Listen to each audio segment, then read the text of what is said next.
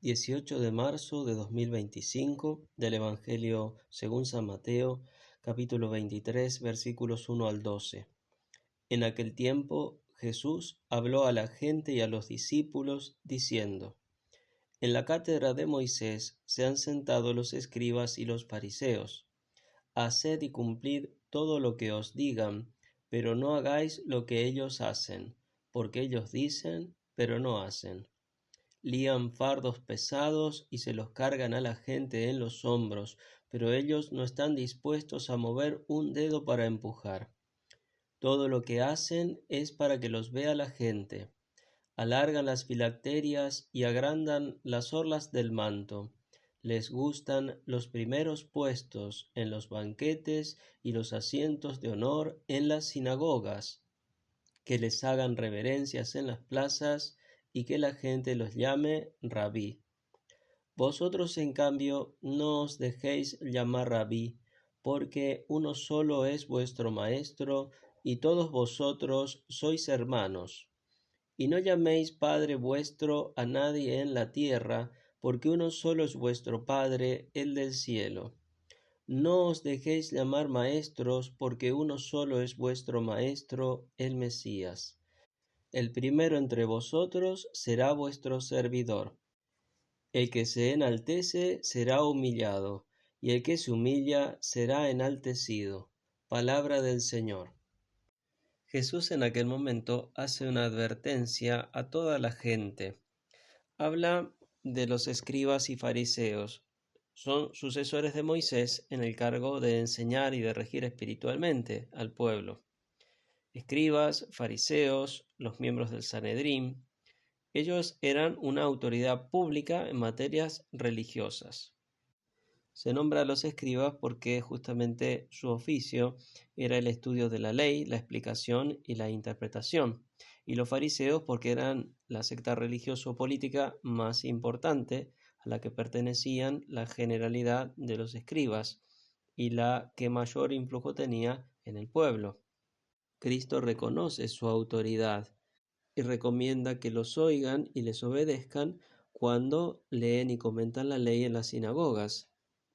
Por tanto, en cuanto que enseñaban la ley, la revelación, el Antiguo Testamento, en ese sentido tenían que ser escuchados. Otra cosa eran sus interpretaciones personales que Jesús muchas veces rechazó, pero en cuanto enseñaban la doctrina del Antiguo Testamento debían ser escuchados. El problema no era tanto la doctrina, sino que ellos no hacían lo que decían. Ellos hablaban, enseñaban, pero vivían de una manera totalmente distinta. Se habían acostumbrado a vivir de una manera que la doctrina la tenían clara, la transmitían, pero ellos vivían como si eso no tuviera nada que ver con su vida. Por lo tanto, se habían vuelto rigurosos en cuanto a las exigencias que imponían a los demás. Ataban pesadas cargas, prescripciones rigurosas, difíciles de cumplir para la gente. Como ellos no las cumplían, no vivían de acuerdo a eso y ya se habían acostumbrado a vivir así, a la gente sí, la cargaban con obligaciones y prescripciones y ellos se sentían como autorizados para vivir al margen de todo eso según sus anchas. Eran extremadamente duros y rigurosos con los demás y con ellos totalmente indulgentes, de manera que tenían una doble vida. Decían e imponían a los demás cosas difíciles, rigurosas, y ellos vivían lo más tranquilos, laxamente, como si no tuvieran ninguna obligación. O sea que por un lado se mostraban celosos de la ley hacia afuera para los demás, pero ellos la quebrantaban sin ningún problema. Por eso Jesús los va a reprender públicamente, los va a llamar hipócritas.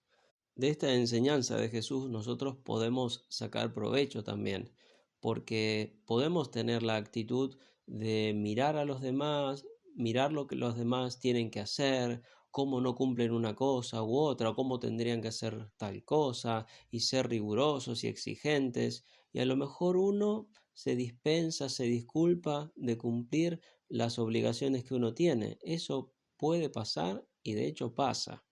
Entonces, a estar atentos a nosotros mismos.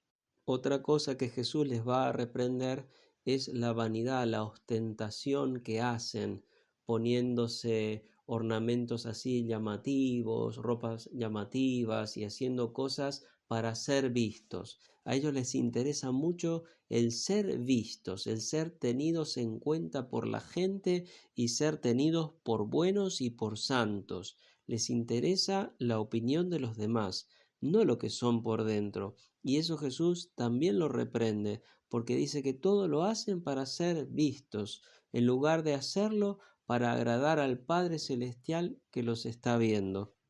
Agrandaban y hacían llamativas las partes de su vestidura para que los demás los vieran y los tuvieran por personas muy religiosas. Lo mismo dígase de los nombres así que daban jerarquía y prestigio, les gustaba ser llamados con nombres especiales, que los saluden de un modo especial, les gustaba sentirse como por encima de los demás, como gente distinguida, distinta del resto. Por eso Jesús va a terminar diciendo que el que quiera ser el más grande será vuestro servidor, porque el que se enaltece será humillado y el que se humilla será enaltecido. Esta es una ley evangélica que siempre se cumple. Pidamos al Señor que comprendamos estas enseñanzas y las pongamos en práctica con la ayuda de su gracia como un acto concreto de nuestro camino de conversión cuaresmal.